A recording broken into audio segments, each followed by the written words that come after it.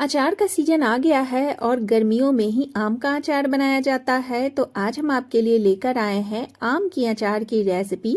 इस अचार को बनाकर आप सालों साल रख सकते हैं। ये खाने में बहुत ही स्वादिष्ट लगता है। तो चलिए आम की अचार की रेसिपी बनाना शुरू करते हैं। आम का अचार बनाने के लिए यहाँ मैंने दो तरीके का आम लिया है। तो ये जो आम देख रहे हैं ये ना तो ज़्यादा खट्टा है ना तो ज़्यादा मीठा है। और ये जो छोटा वाला आप आम देख रहे हैं ना ये खट्टा आम होता है। तो अचार के लिए तो खट्टा वाला आम ही सही रहता है, या फिर वो रेसे वाला जो आम रहता है ना वो भी बहुत ही ज़्यादा टेस्टी लगता है जब अचार बनता है। तो चलिए अब हम आम को काट लेते हैं। आम को काटने के लिए आपको बड़ा नाइफ का इस्तेमाल करना होगा जिसमें कि तेज धार रहे। और इस तरीके से देखिए हाथ को बचाते हुए आपको आम के छोटे छोटे पीसेस कर लेना है। तो यहाँ हम इस तरीके से आम के छोटे छोटे पीसेस कर लेंगे और इसके अंदर का जो सीड्स है ना उसे पहले निकाल देंगे। तो आज जो मैं आपके साथ आम का अचार का रेसिपी शेयर कर रही हूँ बहुत ही आसान तरीके से बनाएंगे। इसे कोई भी बना सकता है दोस्तों। तो इस तरीके से जब आप आम का अचार बनाइएगा तो ये सालों साल चलेगा, खराब नहीं होगा। तो बस आपको इसे ध्यान से कट करना होगा क्योंकि जब इसमें सीड्स आ जाते हैं ना तो थोड़ा सा काटने में दिक्कत होता है, लेकिन यदि तेज चाकू रहे ना तो आराम से ये कट जाता है। तो यहाँ देखिए इस तरीके से हम छोटे छोटे पीसेस कर लेंगे। यदि आपको बड़ा पीसेस चाहिए तो बड़ा पीसेस भी आप काट सकते हैं। तो यहाँ हमने अचार के पीसेस को देखिए इस तरीके से कट कर लिया है। तो अब हमें इस पीसेस को धूप में सुखाना होगा क्योंकि यदि आप लंबे समय के लिए अचार को रखना चाहते हैं ना तो धूप लगाना बहुत ज़रूरी है। तो इसे हम देखिए 2 से 3 घंटे का धूप लगाएंगे। यदि तेज़ धूप है तो 2 से 3 घंटे में ये जितना भी इसके अंदर मॉइस्चर होगा ना वो सूख जाता है। और यदि हल्का धूप हो ना तो इसे आप पूरे दिन भर के लिए छोड़ दीजिए तो ये अच्छे से ड्राई हो जाएगा। मतलब बहुत ज़्यादा ड्राई नहीं कीजिएगा, लेकिन हाँ इसके अंदर का मॉइस्चर यदि निकल जाता है ना तो आपका अचार सालों साल चलेगा, खराब नहीं होगा। तो यहाँ देखिए मैंने 3 से 4 घंटे का धूप लगाया क्योंकि धूप अभी तेज आ रही है तो इसलिए मैंने 3 से 4 घंटे ही धूप में इसे रखा है और ये काफ़ी अच्छे से ड्राई हो गया है। तो अब हम क्या करेंगे, इसमें नमक और हल्दी डालेंगे जिससे कि ना ये अचार में नमक और हल्दी अच्छे से मिक्स हो जाएगा और बहुत ही ज़्यादा टेस्टी बनेगा। तो यहाँ हमने हल्दी डाल दिया है, अब हम नमक डालेंगे और नमक अचार में हमेशा ज़्यादा ही जाता है।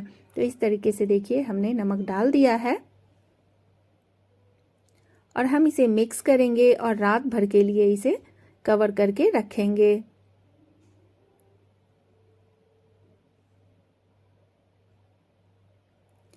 तो यहाँ हमने इसे मिक्स कर दिया है। अब हम इसे कवर करेंगे और रात भर के लिए रखेंगे। रात भर के लिए हम इसे ढक कर रखेंगे ना तो इसमें आप देखेंगे कि पानी छोड़ देता है, मतलब कि ये जो नमक है ना वो अपना मॉइस्चर छोड़ेगा। तो इस तरीके से बस आपको एक कॉटन कपड़ा लेना है और कवर कर देना है। किसी बर्तन से कवर मत कीजिएगा, कॉटन कपड़े से ही कवर कीजिएगा। तो जब तक हमारा ये जो अचार है वो अपना पानी छोड़ रहा है तब तक हम कुछ मसाले की तैयारी कर लेते हैं। तो यहाँ देखिए हमने लिया है 2 चम्मच मेथी दाना, आधा कप लेंगे काली वाली राई। आप चाहें तो पीला सरसों का भी इस्तेमाल कर सकते हैं, लेकिन अचार में काला राई जरूरी होता है।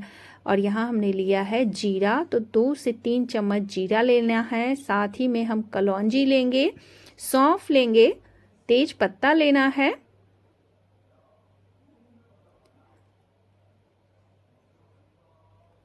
और इस तरीके से इन मसालों को ना हल्का सा हमें रोस्ट कर लेना है। साथ ही में यहाँ हमने लिया है नमक, काला नमक और लाल मिर्च पाउडर।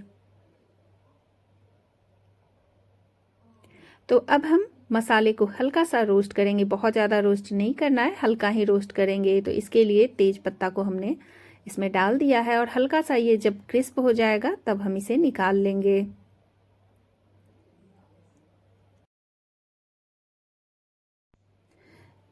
तो बाकी मसाले को भी हम डालकर रोस्ट कर लेंगे। तो इसमें जीरा, सौंफ और मेथी को डालकर हल्का रोस्ट कर लीजिए। और ये जो काली वाली राई है इसे हम लास्ट में डालेंगे और कलौंजी हम नहीं डालेंगे, इसे हमें रोस्ट नहीं करना है। कलौंजी और अजवाइन को हम ऐसे ही डालेंगे। तो जीरा देखिए इस तरीके से हम 4 से 5 मिनट के लिए रोस्ट करेंगे। जब रोस्ट करके आप अचार में इस मसाला को डालेंगे तो अचार का जो टेस्ट है ना बहुत ही बढ़िया आता है। तो यहाँ हमारा जीरा जो है अच्छे से रोस्ट हो गया है, तो अब हम मेथी और सौंफ को भी रोस्ट कर लेंगे।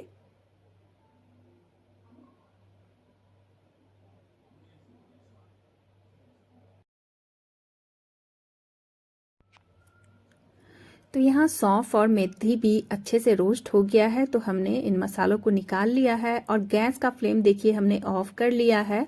और अब हम इसमें डालेंगे काली वाली राई, क्योंकि काली वाली राई को हमें रोस्ट नहीं करना है, बस इसका मॉइस्चर निकालना है।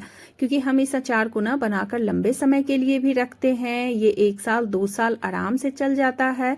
तो इसलिए इसमें बिल्कुल पानी का टच नहीं होना चाहिए और ना तो मॉइस्चर होना चाहिए, इसीलिए हम सारी चीज़ों को हल्का सा रोस्ट करके इस्तेमाल करेंगे।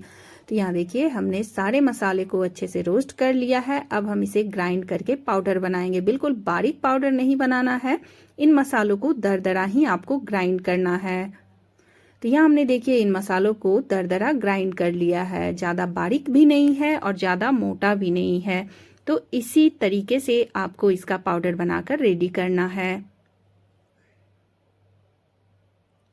तो अब हमें अचार के लिए तेल को गर्म करना है। तो तेल को आप जब गर्म कीजिएगा तो इसमें देखिएगा हल्का सा धुआं आने लगे, तभी आप गैस को ऑफ कर दीजिएगा और इस तेल को फिर ठंडा करके यूज करेंगे।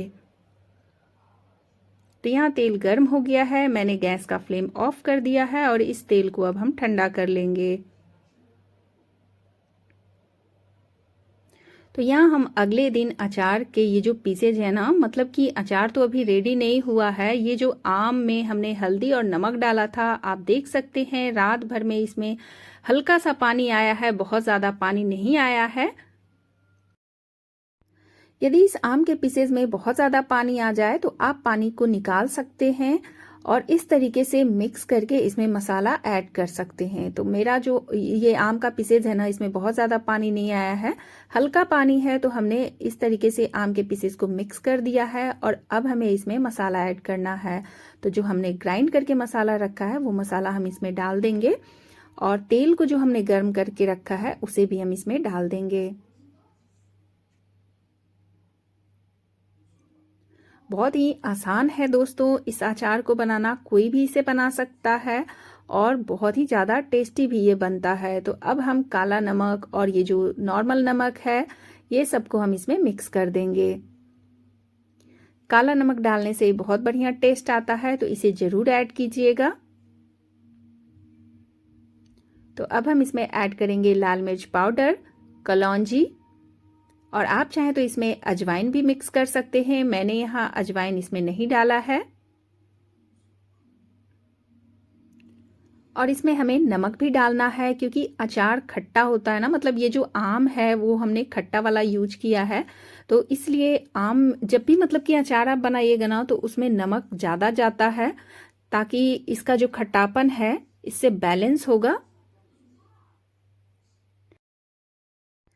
अब हमें इसमें तेल मिक्स करना है। तो यहाँ जो तेल है वो ठंडा हो चुका है और यहाँ हमने सरसों तेल लिया है, मस्टर्ड ऑयल का इस्तेमाल किया है, क्योंकि अचार जब भी बनाइएगा तो मस्टर्ड ऑयल में ही बनाइएगा, इससे अचार अच्छा भी बनता है और काफ़ी ज़्यादा खाने में टेस्टी लगता है।